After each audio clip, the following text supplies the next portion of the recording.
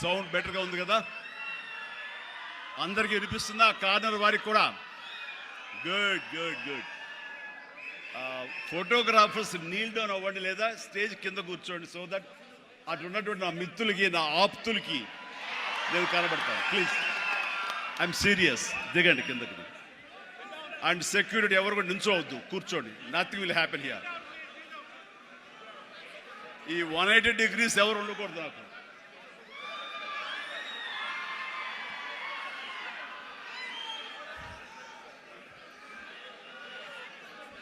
Thank you and good evening. APTA, American progressive Telugu association ఆధ్వర్యంలో నడుస్తున్న ఈ క్యాటలిస్ట్ ప్రోగ్రాంకి విచ్చేసినటువంటి అత్యంత మహారథులు దేశ విదేశాల నుంచి, ముఖ్యంగా అమెరికా నుంచి ఇక్కడ విచ్చేసి ఈ హైదరాబాదులో తెలుగు వారిని కలుసుకుంటూ తెలుగు వారిలో ఉన్న ఔత్సాహికుల్ని, యంగ్ ఎంటర్ప్రినర్స్ని ఎంకరేజ్ చేద్దాం అనే ఉద్దేశంతో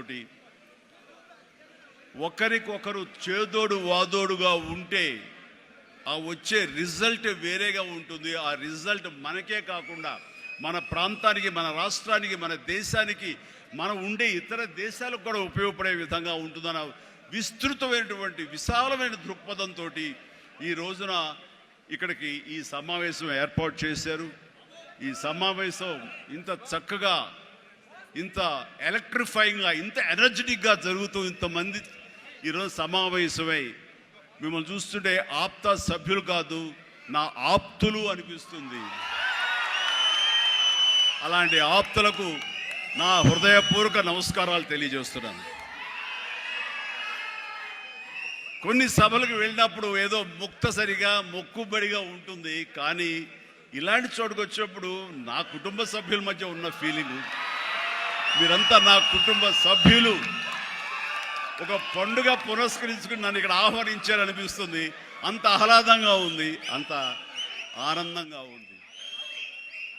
ఇక్కడ చూస్తుంటే ప్రతి ఒక్కరిలోనూ నా మీద వారికి ఉన్న అభిమానం, ఈ తెలుగు మీద ఉన్న అభిమానం, ఈ దేశం మీద ఉన్న అభిమానం ప్రతి ఒక్కరి కళలో సుస్పష్టంగా కనబడుతూ ఉంది. అండ్ దానిగాను ప్రతి ఒక్కరికి నాకు ఇస్తున్నటువంటి ఈ యొక్క అద్భుతమైన స్వాగతానికి శిరస్సు వంచి నమస్కరిస్తున్నాను. ఇలాంటి అత్యద్భుతమైనటువంటి కార్యక్రమం ఇక్కడ ఏర్పాటు చేయడానికి ముందు ధైర్యం కావాలి, గట్స్ కావాలి. ఇంతమందిని ఇక్కడికి వచ్చి మనం అమెరికా నుంచి 10 మంది వచ్చి ఇక్కడ ఇంతమందిని మనం కలవగలమా? మన ఆహ్వానాన్ని మన్నించి ఇంతమంది వస్తారా? మన ఆంతర్యాన్ని, మన ఎయిమ్ని, మన ఫ్యూచర్, మన యొక్క ధ్యేయాన్ని అర్థం చేసుకుని వస్తారా అన్నటువంటి వీరందరికి కూడా వీళ్ళ అనుమానాలని, వీళ్ళ పటాపంచలు చేస్తూ ఇంతమంది తరలి రావడం అనేది నిజంగా ఈ యంగ్స్టర్స్కి, ఎవరైతే దీని వెనకాల ఈ సంవత్సరం ఉన్నారో, దీనికి ఈ కమిటీలో ఉన్నారో, ఈ ఎగ్జిక్యూటివ్ బాడీగా ఉన్నారో, వాళ్ళందరికీ ఎనలేని ఉత్సాహాన్ని ఇస్తున్నారు. అండ్ నా ఈ రాకకు కూడా ప్రధానమైన కారణం వాళ్ళని ఉత్సాహపరచాలి, వాళ్ళు అనుకున్న ఎయిమ్ నెరవేరేలాగా ఉండాలి. తద్వారా ఎంతోమంది ఔత్సాహికులకు ఇది ఊతంగా ఉండాలి.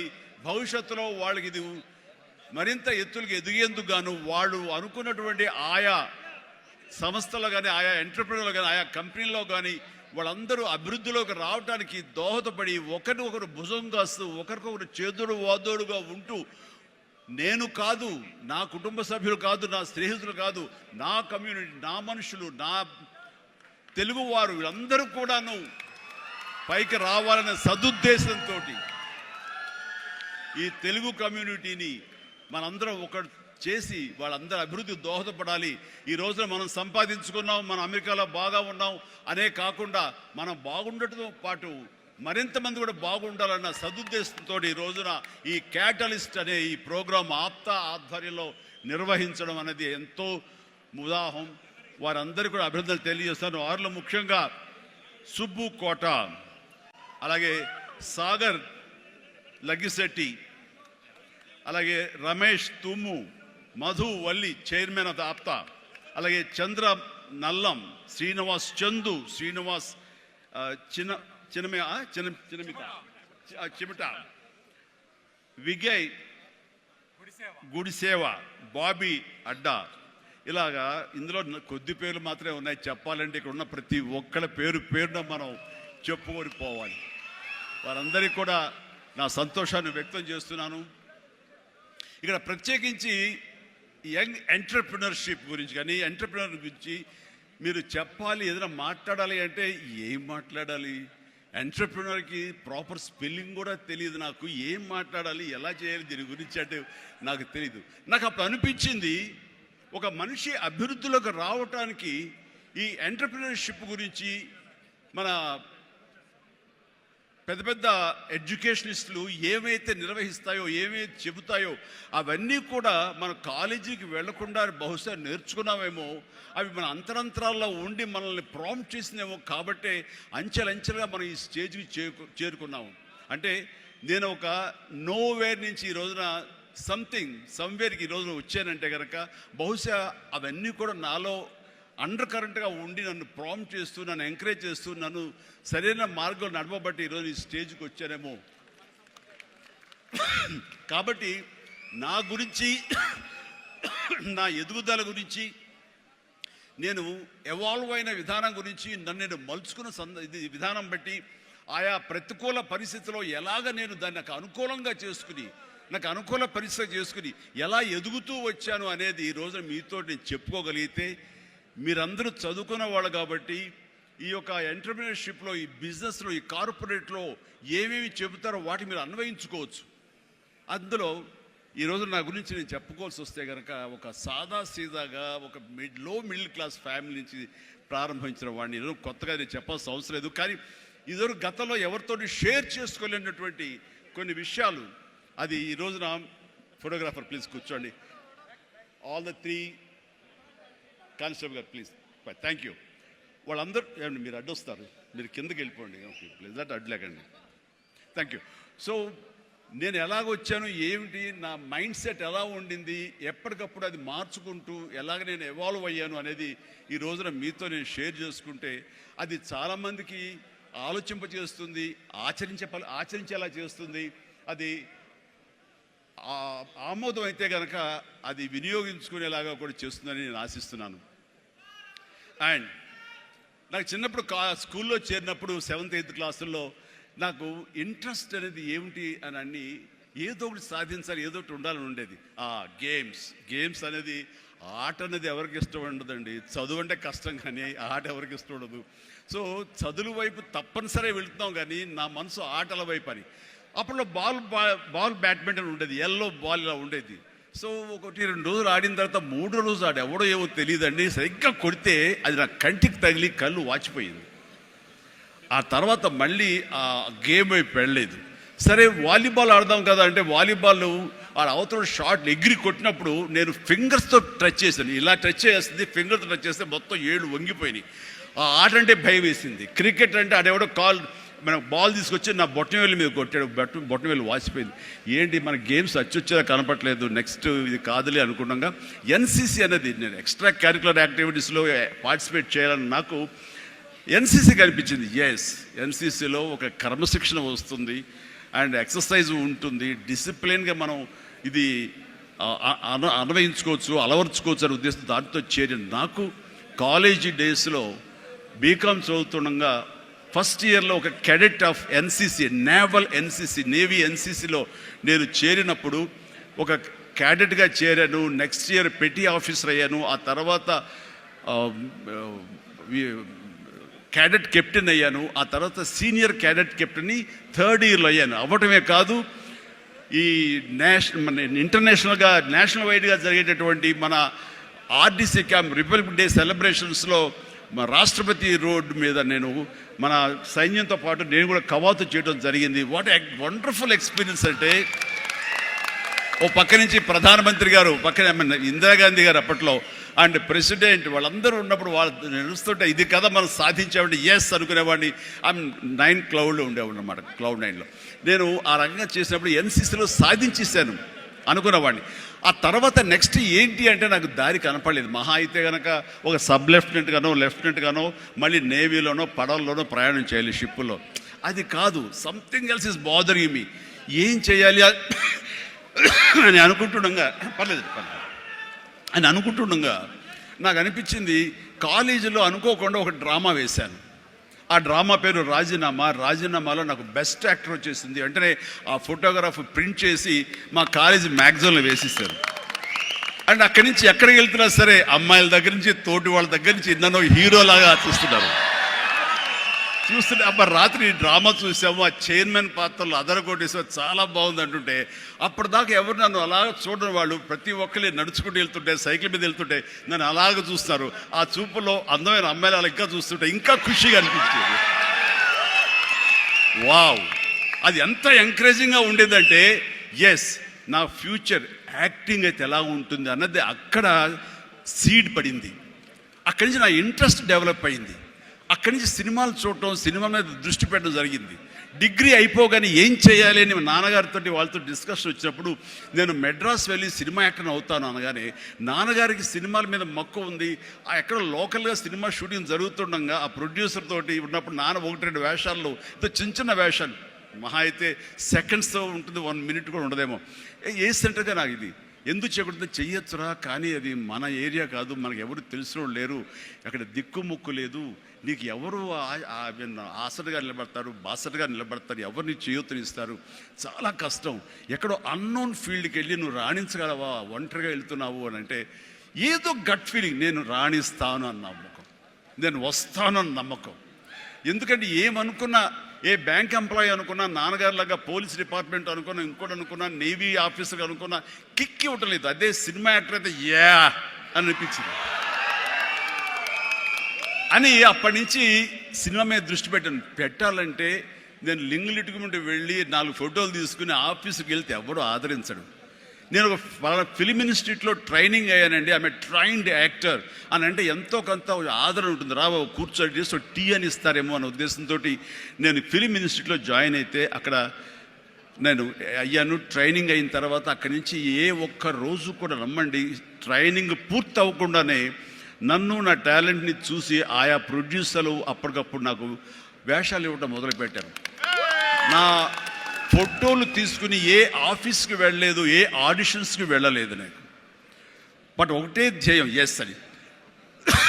ఆ టైంలో అందరూ తెలుసుకోవాల్సింది, మీ వర్క్లో కూడా తెలియకుండా పాండీ బజార్ వెళ్ళేవాడిని ఎప్పుడైనా. అక్కడ వెస్టర్న్ ఇంట్రెస్ట్ నుండి డిస్గస్టెడ్ పీపుల్, ఫ్రస్ట్రేటెడ్ పీపుల్ అక్కడ ఉండే కాఫీలు, టీలు తాగేవాళ్ళు. నేను అక్కడికి వెళ్ళేవాడిని. కొంతమంది కలిసి, ఏంటి కొత్తగా వచ్చావా, ఏం చేస్తున్నావు, సినిమాల వేషం ట్రై చేస్తానని, ఇంకా ఇన్స్టిట్యూట్ ట్రైనింగ్ అవుతున్నాను. ఆహా, అబ్బో, రైట్ రారా, వీడు చూడు ఎంత అందంగా ఉన్నాడో, కొట్టేరు లాంటి ముక్కు, మంచి ఇది వచ్చేస్తూ, వీడికే దిక్కు ముక్కు లేదు, సోసోగా కనిపించే నీకేంటయ్యా, ఇదో ఇక్కడ అక్కు ఆశ పెట్టుకోకు, ఇక్కడున్న ప్రతి ఒక్కళ్ళు కూడా సినిమాల్లో ఏదో ప్రయత్నం చేసిన వాళ్ళే, ఇక్కడ నా అనేవాళ్ళు ఎవరు లేకపోతే నువ్వు రాణించలేవు అని చెప్పినప్పుడు చాలా డిసప్పాయింట్ అయిపోయేవాడిని, సల్క్ అయిపోయేవాడిని, కుంగిపోయేవాడిని. అలాగే రూమ్కి వెళ్ళేవాడిని, ఆ రోజంతా నిద్ర పట్టేది కాదు. నిజమా అనేది, నేను ఏదైతే ఆశలు ఏదైతే మనసులో పెట్టుకుని నేను అవుతాను నమ్మకం ఉందో ఆ నమ్మకం సడిలిపోయేది, బ్రేక్ అయిపోయేది, కూలిపోయేది. అప్పుడు నేను ఒక్కడనే, నాకు ఆంజనేయ స్వామి ఒక్కడే నాకు ఉండేవాడు. ఆయన దగ్గరికి వెళ్ళి ఆయన ప్రార్థించున్నాను, ఆయనతోటే నేను కాన్వర్స్ చేసేవాడిని, ఆయనతోటే సంభాషించేవాడిని. ఆయనతోటి నేను ఏది మాట్లాడినా సరే ఆయన నాకు బదులు చెప్తున్నట్టుగా అనిపించేది. నేను ఎవరు వెళ్ళమన్నారా అక్కడికి, నెగిటివిటీ ఫీల్డ్లోకి? నీకు పాజిటివ్ కావాలి, ఎక్కడైతే నీకు పాజిటివిటీ ఉంటుందో నీ పాజిటివ్ ఫీలింగ్ని, నీ ఎయిమ్ని అది ఎన్హాన్స్ చేస్తుంది, స్ట్రెంగ్తన్ చేస్తుంది. అక్కడికి వెళ్ళు, అది గట్టి పడేంత వరకు, నీకు అవకాశాలు వచ్చేంత వరకు, నువ్వు రాణించేంత వరకు నెగిటివిటీని అస్సలు దగ్గర తీసుకోకు, ఫ్రస్ట్రేటెడ్ పీపుల్స్ సమక్షంలో వెళ్ళకు, నీ మీద నమ్మకం పెట్టుకో అని ఆ భగవంతుడు నాకు చెప్పాడు. ఏ పర్సనాలిటీ డెవలప్మెంట్స్ కానీ, ఏ మన బిజినెస్ మేనేజ్మెంట్లో కానీ ఏ బుక్స్ నాకు ఏమీ తెలియదు, అది స్పెల్లింగ్ కూడా తెలియదు నాకు. ఆయన చెప్పినప్పుడు ఇంట్యూషన్, అది నా అంతరాత్మే నాకు ప్రబోధించిందా, లేకపోతే బయట నుంచి ఆ భగవంతుడే చెప్పాడా, అది నేను అది నిర్వచించను. కానీ ఇక మీద అటు వెళ్ళకూడదు అని అనుకున్నాను. ఎప్పుడు ఇంతవరకు మళ్ళీ ఆ నెగిటివిటీ వైపు వాళ్ళ ఫ్రస్ట్రేటెడ్ పీపుల్ ఎప్పుడు ఎంటర్టైన్ చేయలేదు నేను. ఆ నమ్మకమే నాకు నిజంగా నాలో బలమైంది. అంటే మీరు ఒక ఉదాహరణ చెప్తాను అందరికీ అర్థమయ్యేలాగా. మనం ఒక అద్భుతమైనటువంటి సౌధం, ఒక బిల్డింగ్ కట్టాలంటే స్లాబ్ వేస్తాం. ఆ స్లాబ్ వేసినప్పుడు ఆ వేసిన ఒక్కరోజు వర్షం పడకుండా ఉంటే బాగుండు, అది దాని నీరు తగలకుండా ఉంటే బాగుండు, అన్ని రకాల కేర్లు తీసుకుని వెదర్ రిపోర్ట్ కూడా తీసుకుని మనం స్లాబ్ వేస్తాం. ఆ స్లాబ్ వేసిన 24 hours తర్వాత దాన్ని నీరు పడితే గనక లోపల మొత్తం అది పాడైపోతుంది. అలాంటి స్లాబ్ ఆ తర్వాత క్యూరింగ్ చేయడం కోసంగా అదే వాటర్ తోటి మనం క్యూర్ చేస్తాం మనం. అప్పుడు ఆ వాటర్ దాన్ని స్ట్రెంగ్త్కి బలం ఇస్తుంది తప్ప అది కూలిపోవడానికో ఇదే పాడైపోవడానికో దోహదపడదు. అంటే మనం మానసికంగా గట్టిపడినప్పుడు ఏ నెగిటివిటీ అయినా సరే మనం ఏమీ చేయలేదు.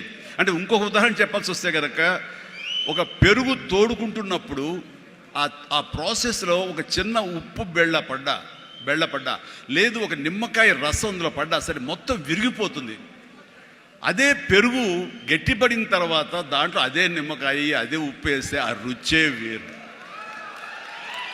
అందుకని మనం ఆ యొక్క ప్రాసెస్లో ఉన్నప్పుడు, అది సాధించాలనే మన పట్టుదలతో ఉన్నప్పుడు ఎలాంటి నెగిటివిటీ ఉండకూడదు. నీ మనసునే నమ్ముకోవాలి. నీ ఎయిమే నీకు మెయిన్. కళ్ళ గంతలు కట్టిన గుర్రంలాగా నీ ఎయిమ్ వైపు నువ్వు సాధించుకుంటూ దాన్ని ఏమైనా సరే నా వశం చేసుకోవాలన్న పట్టుదలతో వెళ్తూ ఉండాలి. వెళ్ళేవాడి కష్టాన్ని నమ్ముకోవాలి, పర్సివరెన్స్ నమ్ముకోవాలి, డెడికేషన్తో ఉండాలి. ఆ రకంగా నేను నిజం చెప్తున్నాను. నేను ఎప్పుడు ఎక్కడ ఏ చెడు అలవాట్లకు కానీ, ఎక్కడ ఏ వయసెస్ కానీ, వ్యసనాలు కానీ లోను కాకుండా ఆంజనేయ స్వామి అనేవాడు నా ధ్యేయం. నాకు సినిమాలో నెంబర్ 1 అవ్వాలన్నది ఒకటే ధ్యేయం. ఆ రకంగా ముందుకుంటూ వస్తూ ఉండేవాడిని. ఈ లోపల అవమానాలు జరగకపోలేదు, ఎన్నో డిసప్పాయింట్మెంట్ జరగకపోలేదు. అయితే అప్పట్లో నాది బాగా గట్టిపడినటువంటి కాంక్రీట్ స్లాబ్, బాగా గట్టిపడినట్టు పెరుగులాగా అయ్యాను. కాబట్టి ఇవేమీ నాకు లేవు. వీటిని నాకు అనుకూలంగా మలుచుకున్నాను. ఒక గ్రద్ద పైకి ఎగురుతున్నప్పుడు తన స్వశక్తితోటి పైకి ఎదగదు. కొంతవరకు ఎగిరిన తర్వాత అక్కడ ఉండేటటువంటి గాలి పవనాలని అదును చూసుకుని వాటిలోకి ఎంటర్ అయ్యి ఆ యొక్క కరెంట్స్ తోటి అది ఇంకొంచెం హైట్కి వెళ్తుంది. అందుకని నాకున్న పరిస్థితులు నాకు అనుకూలంగా మార్చుకుని నేను పైకి వెళ్తూనే వచ్చాను తప్ప ఎప్పుడు కిందకి పడలేదు. ఈ రోజుకి పడలేదు. సినిమా ఇండస్ట్రీకి అంత ఇదిగా ఉన్నానంటే నాకు నేనుగా ఏర్పరచుకున్నటువంటి, నాకు నేనుగా చూసిన ఫిలాసఫీ తోటి ఆ యొక్క దీంతో ముందుకు వెళ్తూనే వచ్చాను. అంటే చాలాసార్లు చెప్పాలంటే ఎన్నో డిసప్పాయింటింగ్ జరిగింది నాకు. అంటే ఒక సినిమాలో నన్ను బుక్ చేసి మహానటుడు రామారావు గారితో అప్పట్లో ఒక సినిమా చేశాను, తిరుగులేని మనిషి అని. దేవి ప్రసాద్ గారు ప్రొడ్యూసర్. అందులో నేను, ఫటాఫట్ జయలక్ష్మి, ఆయన, రతి అగ్నిహోత్రి చేశారు రామారావు గారితో. ఆ సినిమాలు చాలా బాగా చేశారు. రామారావు గారి పక్కన మరొక హీరోగా నాకు అవకాశం వచ్చింది. అంతా ఎర్లీ స్టేజ్లోనే అనుకుంటాను. నాకు ఆ సినిమా ఫెయిల్ అయింది. ఆ తర్వాత మళ్ళీ అదే రామారావు గారితో మళ్ళీ సినిమా చేసే అవకాశం వచ్చింది ఒక దిగ్దర్శకులతోటి. అయితే నాకు డేట్లు ఇచ్చారు, నా మెజర్మెంట్స్ తీసుకున్నారు, నేను వెయిట్ చేస్తాను. కానీ నా పేరు లేకుండా మరొకరి పేరుతోటి ఆ అనౌన్స్మెంట్ అయ్యేసరికి ఎక్కడ డిసప్పాయింట్మెంట్ వచ్చింది. ఏంటిది అని ఆ రోజున ప్రొడ్యూసర్ని పిలిచి, ఇదేంటంటే షెడ్యూల్ స్టార్ట్ అయిపోతుందంట, నాకు డేట్లు చెప్పారు, నేను ఆ డేట్లు ఎవరికి ఇవ్వకుండా నేను ఇక్కడ దాచిపెట్టాను, నేను ఎదురు చూస్తున్నాను అంటే, సారీ చిరంజీవి గారు, ఎలా చెప్పాలో తెలియక మేము టైం తీసుకున్నాము. ఎందుకంటే పోయిన సినిమా మీది ఫ్లాప్ అయింది కదా కాంబినేషన్లో, అందుకని దానికి గ్లామర్ ఉండదని మీరు వద్దనుకున్నామని. ఆ విషయం చెప్పచ్చు కదండి అని అంటే, ఆ టైంలో నేను నాతో సినిమా చేస్తే సినిమా ఫెయిల్ అవుతుందని ఒక బ్యాడ్ నా మీద స్ప్రెడ్ అయ్యే అవకాశాలు ఉన్నాయి. ఈరోజు సోషల్ మీడియా, ఆ రోజు ఇంత మీడియా లేదు కాబట్టి కానీ, లేదంటే ఎంత బ్యాడ్ అయ్యేదంటే నన్ను తిరిగి ఇతనితోటి ఎవరైనా చేస్తే సినిమా ఫెయిల్ అవుతాయి, ఇది ఒక ఐరన్ లెగ్ అనే పరిస్థితి వచ్చేసరికి ఎక్కడో మళ్ళీ జంకాను. కానీ గ్రద్దలాగా నాకు అనుకూలంగా ఉన్నటువంటి అవకాశాల పవనాల్ని అదునుగా చూసుకుని నేను ఎదిగాను. దాన్ని పాజిటివ్గా తీసుకున్నాను. ఎవరైతే వద్దులే ఈ సినిమా చిరంజీవి వద్దులే అని నన్ను పక్కన పెట్టి అనుకున్నారో అలాంటి వ్యక్తితోటే నేను రామారావు గారి కంటే ఎక్కువ సినిమాలు ఆయన నాతో చేసేలాగా చేసుకున్నాను. అత్యధిక సినిమాలు రామారావు గారు చేస్తే ఆ మహానుభావుడు ఆ దర్శకుడి దగ్గర, అదే దర్శకులు వారు నన్ను భుజం పట్టి నన్ను పైకి తీసుకుని ఆయనకంటే 4 సినిమాలు ఎక్కువే చేశారు నాతోటి. అది పరిస్థితుల్ని మనకు అనుకూలంగా మలుచుకోవటం, మార్చుకోవటం, తద్వారా మనం ఇంకొంచెం పైకి వెళ్ళటం అనేది. ఆ రోజున డిసప్పాయింట్ అయిపోయి నీ కసి లేకుండా లేదా ఆ కసిని నెగిటివిటీ పెట్టి మార్చుకుంటే కనుక అది నిన్ను తినేస్తుంది. నువ్వు ఇలాగే ఉండిపోతావు, అలాగే దిగజారిపోతావు, అలాగే కనుమరుగైపోతావు. అలా కాదు, మనం ఎదురు తిరగాలి, పరిస్థితులు మనం అనుకూలంగా మార్చుకోవాలి. అందునే గ్రంథ ఫిలాసఫీ నాకు ఫిలాసఫీ. అండ్ ఎదిగాను పైకి వెళ్తూ వచ్చాను. ఆయన దగ్గరే నా రికార్డులు ఉన్నాయి. అది నా ఫస్ట్ సినిమా ₹1 కోటి చూసిన సినిమా అదే. నా రెమ్యునరేషన్ కాదు సుమా, సినిమా బడ్జెట్ 75 లక్షలు వస్తే కనుక బ్రహ్మాండ బడ్జెట్, ఎంత రెవెన్యూ అనుకునేవాళ్ళు. ఫస్ట్ ₹1 కోటి. నా తోటి హీరోలు కూడా ₹1 కోటి తెలుగు సినిమా అనే లెవెల్కి వెళ్ళింది. అక్కడి నుంచి కోటి అనేది మామూలు అయిపోయింది. ఒక్కొక్క ఏరియాలోనే ₹1 కోటి, ఆ తర్వాత నా రెమ్యూనరేషన్ ₹1 కోటి పైబడి అలా అంచెంచుగా ఎదుగుతూ వచ్చాను. నేనేమన్నానంటే మీ బలం మీ పాజిటివ్ థింకింగ్, మీ బలం మీ కన్విక్షన్, మీ బలం మీ ధ్యేయం నుంచి పక్కదారి పట్టకపోవటం. మీరెవరైనా సరే మీ ఎయిమ్ ఏంటి అనే దాన్ని మీరు ఫిక్స్ చేసుకోండి. ఆ ఎయిమ్ని వెళ్ళటం కోసంగా దారులు వెతుక్కోండి. అవకాశాలు ఇలాగ అబండెంట్గా ఉంటాయి. వాటిల్లో మనకు కావలసిన అవకాశాలు, మన ధ్యేయానికి లక్ష్యానికి దగ్గరగా ఉండే అవకాశాలు మనకి పాపపై కనపడుతుంటాయి. ఆ పాపపై కనపడే దాన్ని మనం గుర్తించగలగాలి, వాటిని ఎంబ్రేస్ చేసుకోగలగాలి, వాటిని మనకు అనుకూలంగా మనం మలుచుకోగలగాలి, అవి మనం బలంగా చేసుకోగలగాలి, వెళ్ళాలి. ఇనీషియల్గా వెళ్ళినప్పుడు డబ్బే సంపాదించుకోం, డబ్బే కాదు ప్రధానం, నిలదొక్కుకోవడం ప్రధానం. మన ఎయిమ్ వైపు మనం వెళ్ళటం అన్నది అది ప్రధానం. వెళ్ళిన తర్వాత డబ్బు ఆటోమేటిక్గా వస్తుంది. అనుకున్నావా ఇంత వస్తుందని, ఆ తర్వాత డబ్బునే పెంచుతుంది. సో నేను అలాగే వెళ్తూ వచ్చాను. నిలదొక్కుకోవాలి, ఇక్కడ నెంబర్ 1 అనిపించుకోవాలి, నా స్థానం సుస్థిరం. ఇది లేకపోతే నేను బయట నయా పైసాకి పని చేయను. ప్రైమ్ టైం నా లైఫ్లో అయిపోయింది కాబట్టి ఇక్కడ ఏమైనా సరే అని ఆ రకంగా వెళ్ళేవాడు. ఎక్కడ ఈగోకు వెళ్లకుండా, ఎక్కడ హర్ట్ అవ్వకుండా, వాళ్ళు నన్ను సినిమాలను తీసేసరే, నన్ను కాదన్నారే అనే కోపం కంటే కూడాను వాళ్ళని ప్రసన్నం చేసుకోవాలి. వాళ్ళు మళ్ళీ అతన్ని మనం బాధ పెట్టుంటామేమో కదా అని వాళ్ళ మనసుల్లో వాళ్ళు వాళ్ళు గిల్ట్ ఫీల్ అయ్యేలాగా చేసి నెక్స్ట్ ఏమైనా సిద్ధం సినిమా చేయాలయా అని అనిపించేలాగా నా బిహేవియర్ ఉండేది. ఆ బిహేవియర్ తోటి వాళ్ళ ఆఫీస్కి వెళ్ళి కూర్చునేవాడిని. అంటే అక్కడ నాకు ఒక పౌరుషం లేదని కాదు, పరిస్థితి నాకు అనుకూలంగా మలుచుకోవడంలో నేను అది ఆ రకంగా కొంచెం తగ్గి వెళ్తాను. నేను తగ్గడం మూలంగా ఆ తర్వాత వచ్చే కరెంటు వేవ్స్ దాని మీద ఎక్కితే అదే తీసుకెళ్తాను పైకి. అది నమ్మిన వాడిని నేను. అలాంటి దర్శకులతోటి, ఆ దర్శకులతోటి నేను హైయెస్ట్ సినిమాలు చేశాను అన్నది ఈ రోజున వాస్తవం. అలాగే ఇక్కడ సినిమా ఇండస్ట్రీలో నీ టాలెంట్ అనేది ఇనిషియల్ స్టేజ్లో secondary. How you behave, how you cooperate with the producers. So all the time how you look in to their benefit, వాళ్ళ బాగులు ఎలా చూసుకుంటావు, వాళ్ళకి లాభం రావాలి ఎలా చూసుకుంటావు అనే దాని మీద దృష్టి పెడితే అది నిన్ను మరింత దగ్గర చేర్చుకుంటుంది. రామారావు గారి ఎగ్జిట్ తర్వాత, ఆయన పాలిటిక్స్కి వెళ్ళిన తరువాత ఒక గ్యాప్ లోపల ఉన్నారు మహానటులు ఎంతోమంది ఉన్నారు. శోభన్ బాబు గారు, కృష్ణరాజు గారు, కృష్ణ గారు, నాగేశ్వర గారు, అందరూ ఉన్నారు. ఆ టైంలో ఒక కొత్త వాడికి ఛాన్స్ రావడం అనేది ఎంత కష్టం అనేది నేను ప్రత్యేకించి చెప్పక్కల. ఈ రోజుల్లో మాత్రం కానే కాదు. ఆ రోజుల్లో ఏంటి అంటే నా టాలెంట్ ఉంది కదా ఎస్ అని అనుకుంటే కుదరదు బాబు. నీ బిహేవియర్ కూడా దానికి అడిషనల్గా యాడ్ అవ్వాలి. మనం కొంచెం ఏంటంట అని అన్నామనుకోండి, అబ్బో వీడితో ఎక్కడ పడుతున్నా బాబు, వద్దురే బాబు, ఆల్టర్నేటివ్ చూడండిరా అనేలాగా వాళ్ళ మైండ్ సెట్ ఉంటుంది. మనలాంటి నటులు ఎంతోమంది ఉంటారు. బట్ వాళ్ళలో మనం బెస్ట్ ఆప్షన్ అంటే అపార్ట్ ఫ్రమ్ అవర్ హిస్టానిక్ టాలెంట్స్, మనకున్న నైపుణ్యం కంటే కూడా మన వ్యక్తిత్వం అని కూడా అక్కడ చాలా చాలా ప్రధానమైన పాత్ర వహిస్తుంది. అలాంటి వ్యక్తిత్వాన్ని నమ్ముకుని వాళ్ళ ఆఫీసులకు వెళ్ళి కూర్చుని వాళ్ళతో సత్సంబంధాలు ఏర్పరచుకుని మీలో ఒకడిని అంటూ వాళ్ళకి ఆ నమ్మకం కలిగించి పెట్టి అలా ముందుకు వెళ్తుండేవాడిని.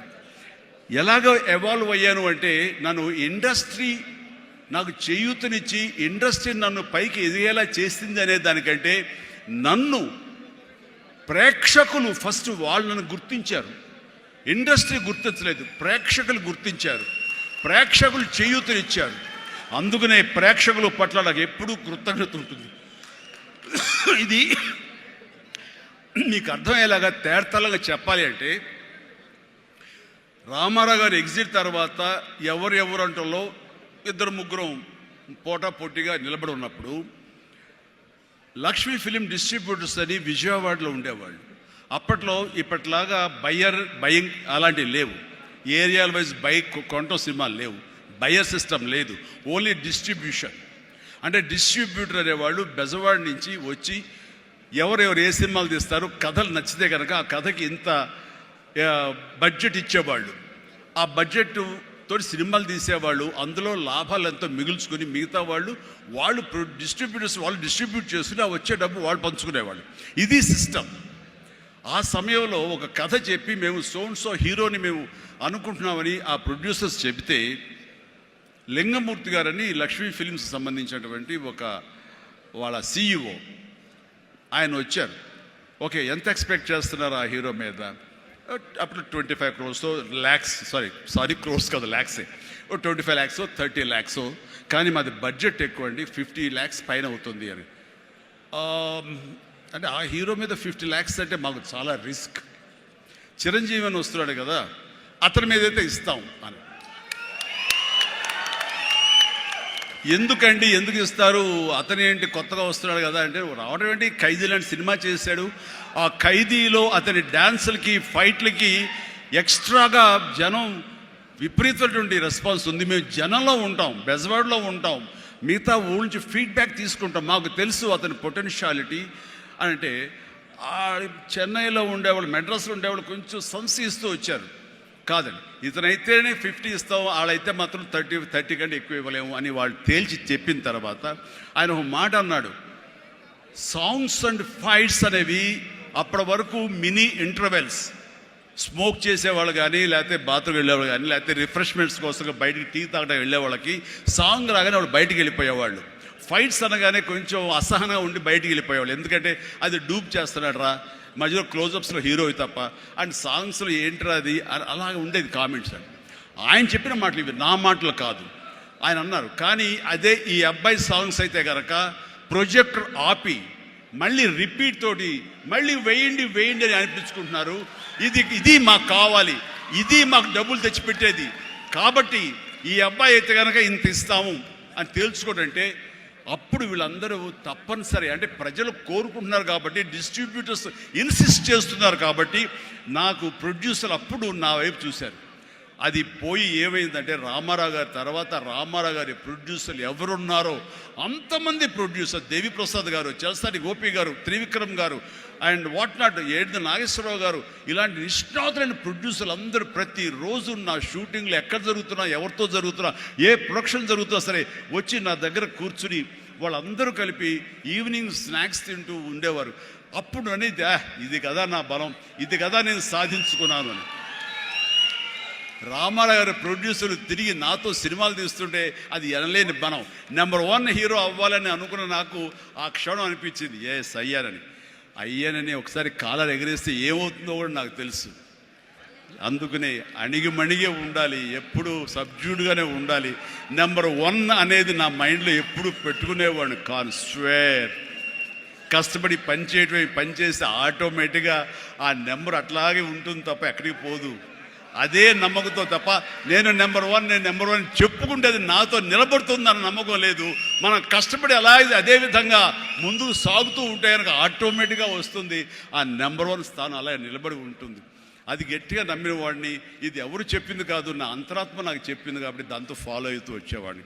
అందుకని ఈ రోజున నేను సరదాగా ఎంటర్ప్రినర్షిప్ వెళ్ళది నేను నా సోత్కర్షం చెప్పకూడదు అనుకుంటున్నప్పుడు నేను ఏం పాయింట్ చెప్పాలని ఊరికి గూగుల్ చేసేవేళ చేస్తే the key principles to become an entrepreneur, identify your passion. NCC తర్వాత నిర్దిష్టంగా నా ప్యాషన్ ఏంటో నాకు తెలిసి వచ్చింది, acting. And take calculated risk. నానన్నారు, ఈ సినిమా ఇండస్ట్రీలో ఎవరు తెలియదు, నువ్వు వెళుతున్నావు, అది రిస్క్ కదరా, మరి అక్కడ ఎవరు రాణించకపోతే ఏం చేస్తారు? నాన్న, రాణించకపోతే ICWAI ఆ కోర్సు చేరతాను ఎగ్మూర్లో, అందులో సైమిల్టేనియస్గా చదువుతాను, టైం వేస్ట్ చేయను అంటూ పగలంతా ఫిలిం ఇన్స్టిట్యూట్, ఈవినింగ్ అయ్యేసరికి ఈ యొక్క ICWAI ఎగ్మూర్ అని చెన్నైలో ఉండేది, ఆ ప్రాంతంలో ఆ ఇన్స్టిట్యూట్లో నైట్ కాలేజీ చదివేవాడిని. ఒక 6 months అయిన తర్వాత చాలా కష్టమైపోయేది, నైట్ నిద్ర లేకుండా, పగలేమో ఈ ఫిలిం ఇన్స్టిట్యూట్లో నేను అనుకునేది చేయలేక నెమ్మదిగా నా ఇంట్రెస్ట్ స్ట్రెంగ్తన్ అవుతుంది, నాలో బలమైనటువంటి నమ్మకం ఏర్పడుతుంది, ఖచ్చితంగా రాణించగలన్న బలంతో వేసారంటే దీన్ని తెలియకుండా నేను వదిలేశాను. అది అలాగా. సో ఆ రిస్క్ తీసుకున్నాను నేను చెన్నై వెళ్ళి. Set clear achievable goals. Yes, నాకున్న టాలెంట్ డ్యాన్స్ అచీవ్ చేయగలను, నాకు టాలెంట్ ఒరిజినల్ ఫైట్స్ చేయగలను. Yes, I can do that. Performance ఇవ్వగలను. ఆ ఇవ్వటంలో పాటు ఒకే మాస్ అంటే ఎప్పటికైనా బోరు కొడుతుంది. అలా కాదు, అంటే డిఫరెంట్ డైరెక్టర్స్ని నమ్ముకున్నాను నేను, డిఫరెంట్ కథలను నమ్ముకున్నాను. ఒక పక్క నుంచి ఖైదీ సినిమా చేస్తే, మరో పక్క నుంచి నేను మంత్రి గారి వియ్యంకుడు సినిమా చేశాను. College students, young lad, love subject చేశాను. రెండు కలిపి ఒక వారంలో రిలీజ్ అయింది. మీరు కావాలంటే గతంలోకి వెళ్ళి ఆ ఖైదీ రిలీజ్, నెక్స్ట్ మంత్రి గారి వియ్యంకుడు చూడండి, 1 week. రెండు, ఒకటి సూపర్ డూపర్ ఫినామినల్ హిట్, ఒకటి సూపర్ హిట్ అయింది మంత్రి గారి వియ్యంకుడు. ఆ తర్వాత శుభలేఖ, ఒక డిగ్నిటీ ఆఫ్ లేబర్, మన మహానుభావుడు విశ్వనాథ్ గారి డైరెక్షన్లో సినిమా చేశాను. ఆ తర్వాత ఇదే కాదు, చిన్నపిల్లల్ని అలరించేలాగా, ఇందులో చాలామంది చిన్నప్పుడు చూస్తుంటారు, చంటబ్బాయి. ఆ సినిమా ఆ చేసిన ఆ ఫార్స్ కానివ్వండి, ఆ స్లాప్స్టిక్ కామెడీ కానివ్వండి, ఇప్పటికీ చాలామంది చెప్తుంటారు, వాళ్ళందరూ IAS ఆఫీసులో వాళ్ళు పెద్దవాళ్ళు అయ్యారు, వాళ్ళందరూ అయినా సరే చెప్తుంటారు.